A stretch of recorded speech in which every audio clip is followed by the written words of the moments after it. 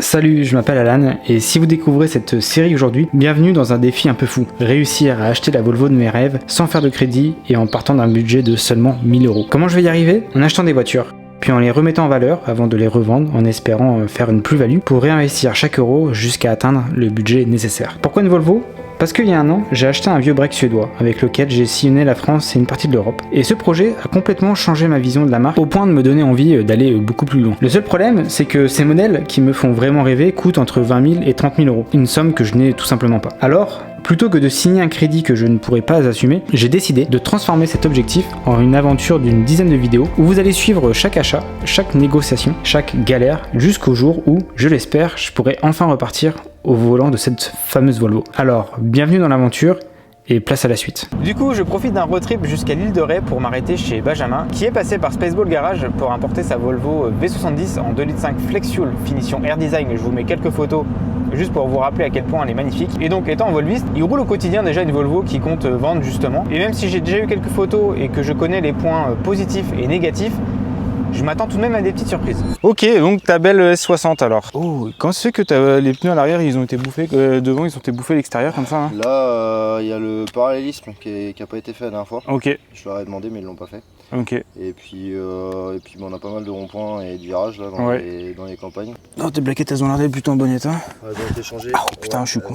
Ouais, par contre tes disques ils sont morts là. Là tu chopes le disque là. Toi, c'est même plus un petit lips là, il est. Toi t'as les disques en plus à prévoir à l'avant. Okay. Par contre tes plaquettes à l'arrière sont mortes. Je sais pas si tu vois là. Tu vois l'épaisseur qui reste dessus là? Ouais. Attends, je te le montre avec le stylo. Ouais non mais je vois bien. Tu vois c'est vraiment cette petite épaisseur là qui te reste. Ouais. Ok. Là tu t'as fait de la route avec ou pour que ça choque comme ça? J'ai été la laver tout à l'heure mais tu vois là elle a pas tourné depuis depuis une bonne heure et demie. Ok. Bon, t'as ton support moteur à l'avant, il est plutôt en bon état. Par contre, c'est un peu gras. Bon, on va mettre le cache et puis on va faire un petit tour. Ouais, tu verras. Ah oui, quand là, tu fais ça. Ça fait 2 ans que je roule avec. En fait, je pense qu'il faut bien engager le commodo. Des fois, je suis obligé de rester un peu appuyé dessus pour passer le clignotant à gauche. Ouais, c'est ça. Ouais, effectivement, ouais, ton volant, il... Ouais, tu vois, il tourne.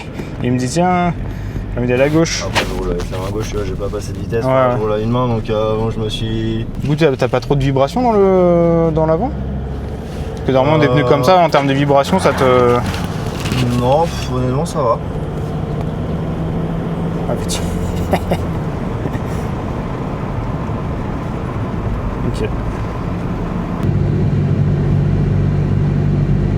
tu peux refiler là-bas, là, si tu veux faire un peu, un peu de route comme tu veux.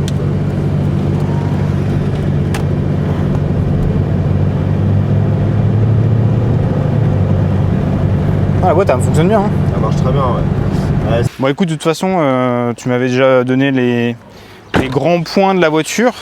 Le seul truc auquel il faudra prévoir, c'est quand même plaquettes à l'arrière et puis disque. Alors, je sais plus, j'avais dit disque et plaquettes à l'avant ou juste. Disque avant et plaquettes. Ouais, tu m'as dit disque avant et plaquettes derrière. Donc, bon, autant, vu l'épaisseur des plaquettes à l'avant, autant faire l'ensemble à l'avant. Ça veut dire si tu changes les pneus. Ouais, je fais la totale. Si je te dis 1250 maintenant là. Ouais, non, je suis 1005, ouais, je pense que c'est correct. C'est le truc, c'est les disques et plaquettes, c'est les disques et plaquettes à l'avant et les plaquettes à l'arrière. Je t'aurais dit, elle aurait été dans l'état actuel où effectivement tu m'aurais dit, en fait les éléments que tu m'as donnés de base, je t'aurais dit ouais 1005, mais il faut rajouter facilement 250 balles de plus juste pour les disques et plaquettes à l'avant, à l'arrière, plus le temps de faire le travail. Si je coupe à 1350, je peux c'est quoi? Ça te va?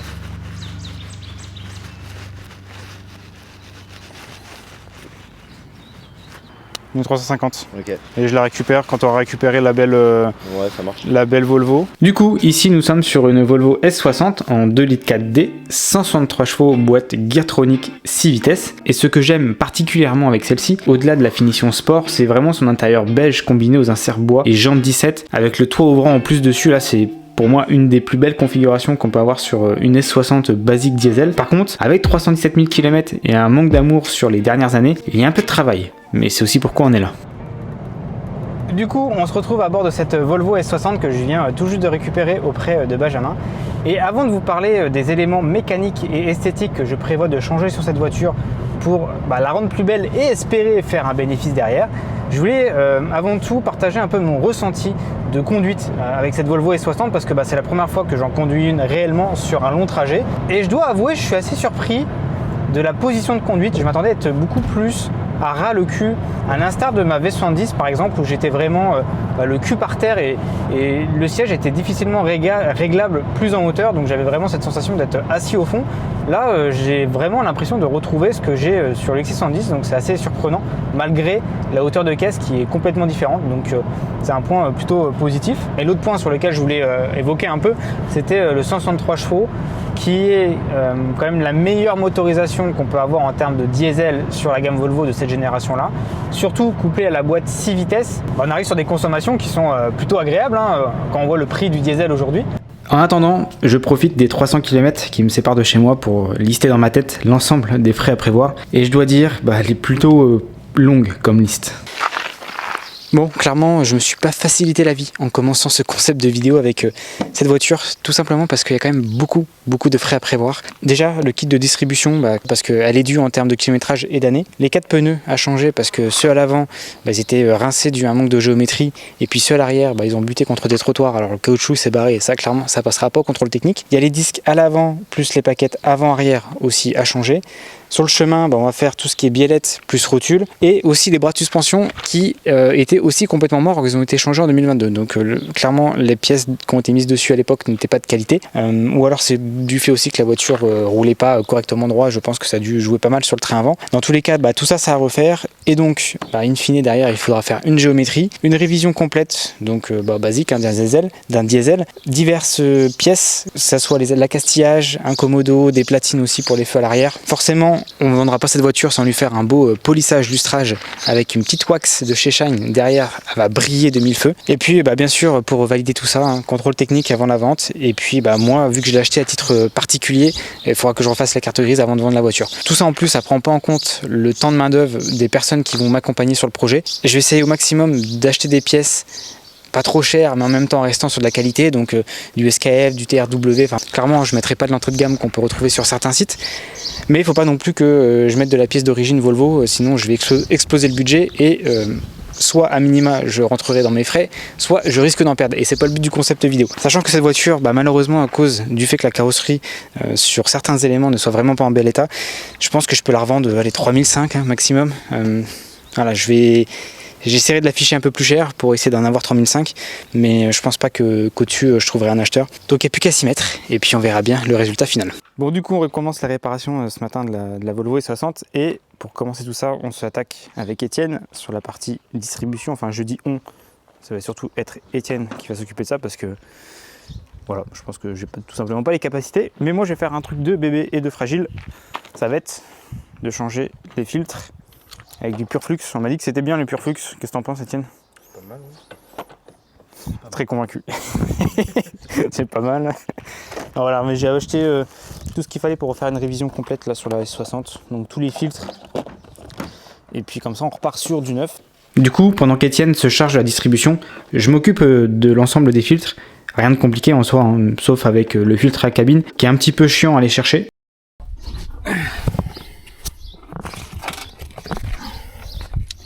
Ça, c'est un filtre à cabine avant, et ça après.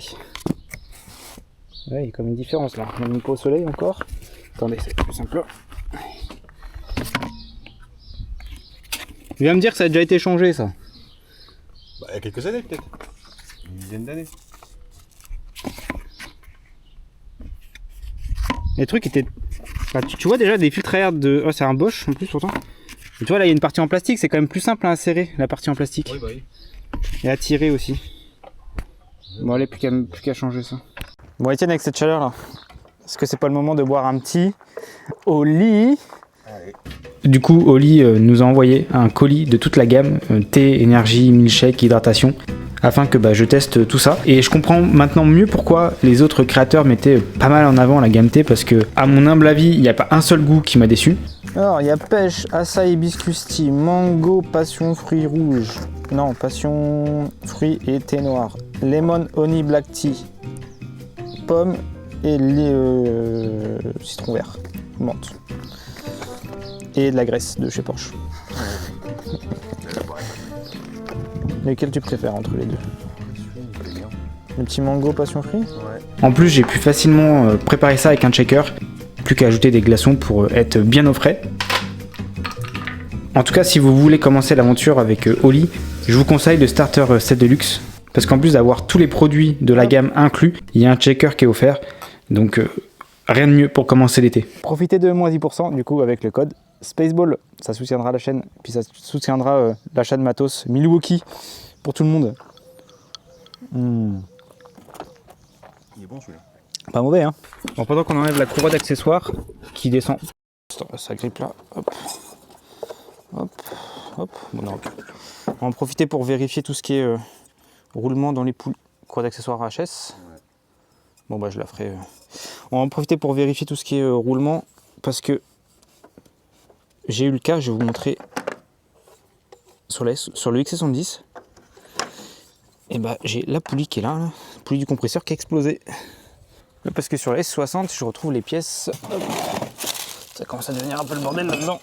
Donc j'ai mon. Ça, c'est la poulie du compresseur d'embrayage du X70 qui a clairement explosé sur le chemin du retour de mes vacances. Et à tel point que ça a explosé. Regardez l'état de la pièce. Hop. Là, ça a complètement. Enfin, tout a explosé à l'intérieur. Donc du coup j'ai dû mettre des pièces neuves, mais je voulais m'assurer que ça n'arrive pas de nouveau sur les 60. Donc le fait de faire la courte distribution, on en profite pour vérifier tout ça. Là je profite qu'Étienne remonte la nouvelle pompe pour vidanger aussi l'huile. Pour rappel, la dernière fois que j'ai réalisé cette opération, l'expérience ressemblait plutôt à ça. Pourquoi? Ah, ça c'était pas prévu. C'était pas prévu. Suspense.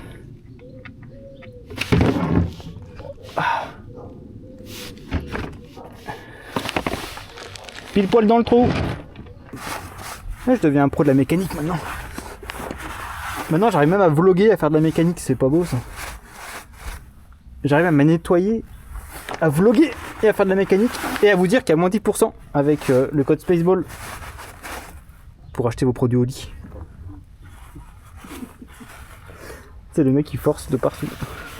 Plus qu'à remonter l'ensemble et à démarrer le 5 cylindres diesel de 163 chevaux.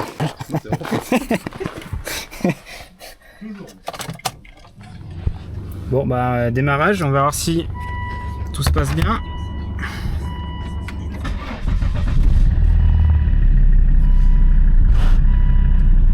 J'ai un voyant rouge au tableau de bord, hein.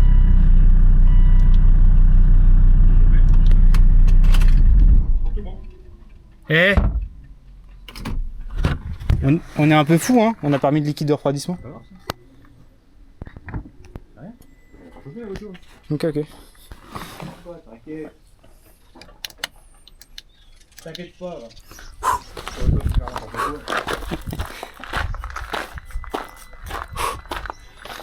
C'est bon. Puis fin de chantier pour aujourd'hui, mais le travail est encore loin d'être fini.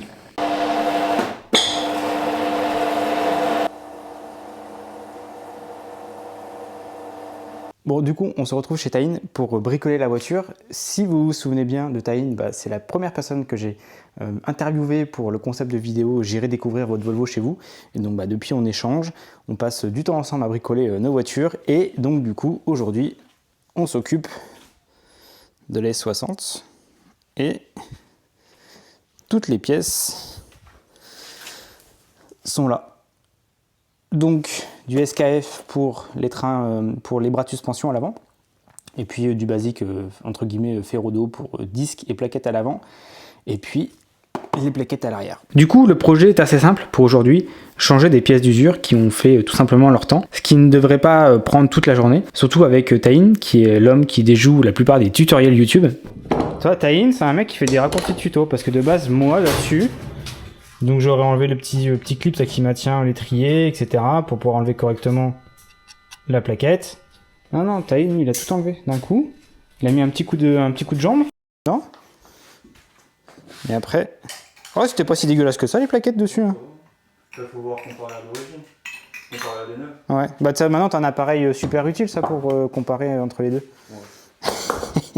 Faire genre, en soi. Non, mais effectivement, ouais, c'était plus le disque qui était ça. Après, est-ce que ça se remonte des plaquettes là-dessus, dans cet état-là? On pourra les garder pour un autre un autre projet. En vrai, ouais, on va comparer, mais si je peux gagner comme un gros rat à 30 €. Donc là, c'est quoi, c'est une technique de gitan pour resserrer le piston? Il y a d'autres techniques qui existent. Je sais pas, j'ai toujours l'impression qu'il y a les tutos et il y a la version de Taïn. Est-ce que ça fonctionnerait pas par hasard? Ah, je pense que si. Si t'as l'idée, si tu penses que... C'est carrément en train de fonctionner. Moi, je vois pas de quoi. Je vois pas. C'est bon. C'est vrai? Magnifique. Ah ouais, c'est beau. Je sais pas si on verra à la caméra, mais effectivement, c'est un piston... D'autant qu'on a déjà changé ensemble les bras de suspension du XC110, donc cette étape ne devrait être qu'une formalité.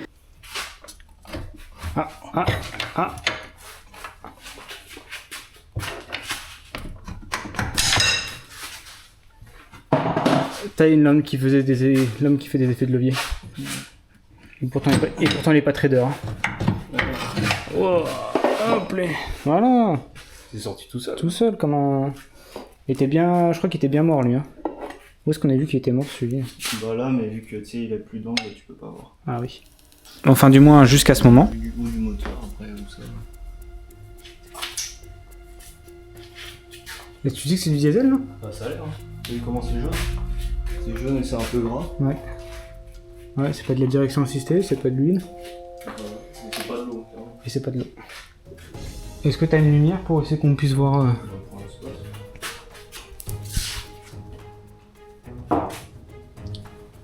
qui s'était ouverte, l'arrivée d'essence. Bon, du coup, la fuite dont on parlait, en fait, c'était le fait d'avoir mis sous compression les pistons. Forcément, ça a remonté du liquide de frein. Enfin, pendant que Taïn remontait les bras de suspension, je me suis occupé de remplacer les plaquettes à l'arrière. Et comment dire, c'était vraiment le temps de les changer. Bon, bah, du coup, ça, c'est l'état des plaquettes à l'arrière. Il est resté vraiment rien du tout. Ouais, donc tellement qu'il restait rien que les plaquettes sont venues d'elles-mêmes. J'ai même pas eu besoin de forcer pour les retirer. Et sinon, on est sur la fin du chantier. Disque et plaquettes avant changées, plaquettes à l'arrière changées, bras de suspension changés. Taïn, l'homme du levier, elle a fait encore un super travail. Et puis bah moi je m'occupe maintenant de la partie esthétique, la partie que j'aime le plus, c'est la partie que je gère le mieux aussi, avec un detailing complet de la voiture, un gros nettoyage des jantes, et elle sera prête pour la vente. Pour la préparation du véhicule, je commence comme à mon habitude avec l'intérieur, toujours avec les fidèles produits Shine. Mais dans le cas présent, hormis un coup d'aspirateur et un nettoyage d'entretien des cuirs, bah j'avais pas grand chose à faire, la voiture était déjà très propre. Par contre, l'extérieur, c'est clairement une autre histoire. Elle est pleine de micro-rayures, de saletés, d'impuretés, voilà, plein de choses qui font que ça se voit qu'elle a jamais eu de detailing de toute sa vie. Donc pour ça, on va commencer par décontaminer la carrosserie au maximum avec la mousse active de chez Shine, toujours. Puis ensuite avec le shampoing déparafinant. Ensuite, j'utilise une clé barre pour enlever le reste de résidus avant de nettoyer de nouveau la carrosserie avec le shampoing carrosserie toujours de chez Shine. Et puis avec ça, on va pouvoir commencer le polissage et le lustrage de la voiture. D'ailleurs, à partir de cette étape, vous verrez, je porte différentes tenues car avec la canicule, j'ai divisé en plusieurs jours toute cette partie. Donc pour moi, la première étape a vraiment été de poncer à l'eau les phares du véhicule parce qu'ils étaient ternis de chez ternis. Donc j'ai commencé avec du papier 1000, puis 2000, puis 5000 avant de lustrer et polir tout ça.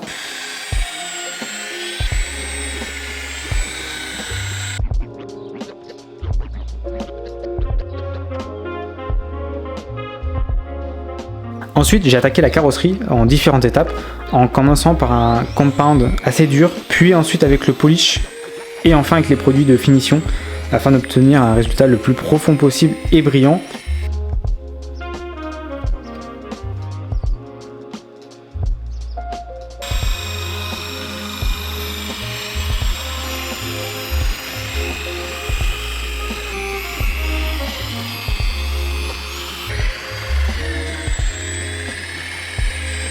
Ok, maintenant que la voiture elle est polie et lustrée, on va pouvoir passer à la dernière étape qui est de mettre de la wax de chez Shine. J'ai hâte de voir le résultat et voir à quel point ça va protéger la carrosserie malgré son âge et son état des prochaines intempéries et des prochaines années que va vivre cette voiture.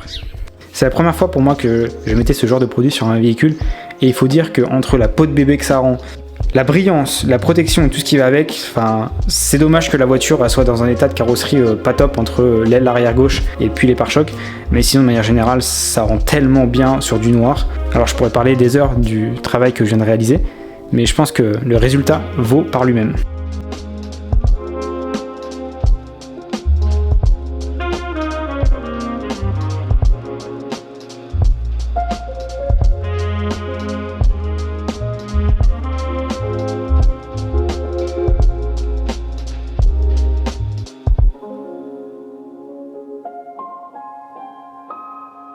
Et enfin, pour terminer la préparation de cette Volvo S60, je me suis chargé de changer les 2 platines des feux arrière qui ne fonctionnaient pas avec les ampoules de position qui étaient mises dessus. Et en plus, sachant qu'une des pattes était cassée, je suis parti du principe que c'était ça le problème. Et finalement, après l'installation de 2 nouvelles platines d'occasion que j'avais achetées sur Ovoco, les feux ne fonctionnaient toujours pas sur les ampoules de position.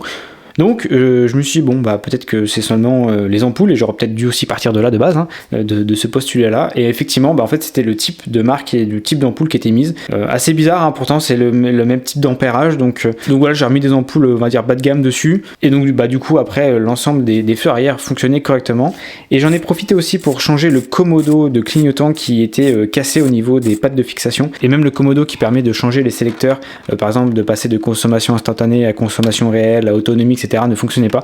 Donc j'en ai profité pour changer ça, pareil avec une pièce sur Ovoco. Maintenant, ça fonctionne comme du neuf.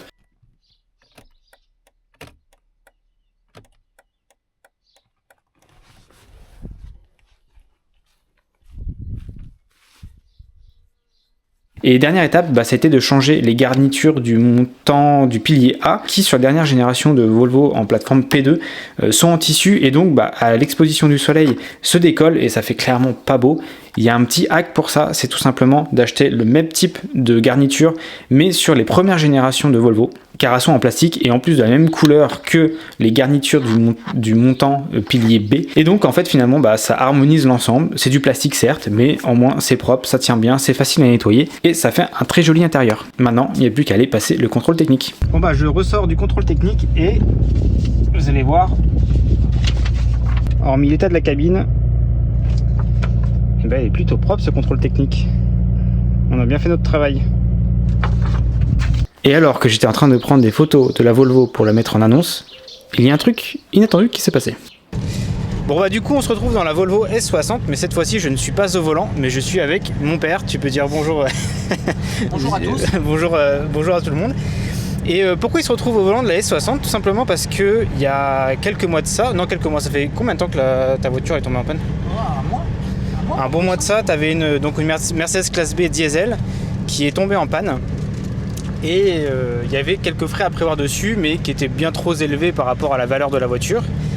Et donc ça fait un mois du coup que tu te retrouves sans voiture.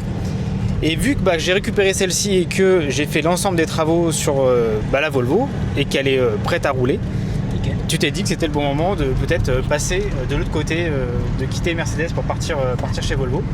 Effectivement. Et du coup moi j'étais un peu curieux de savoir c'était quoi ta chose préférée dans la voiture quand tu la conduis. La chose préférée c'est vraiment le confort de conduite.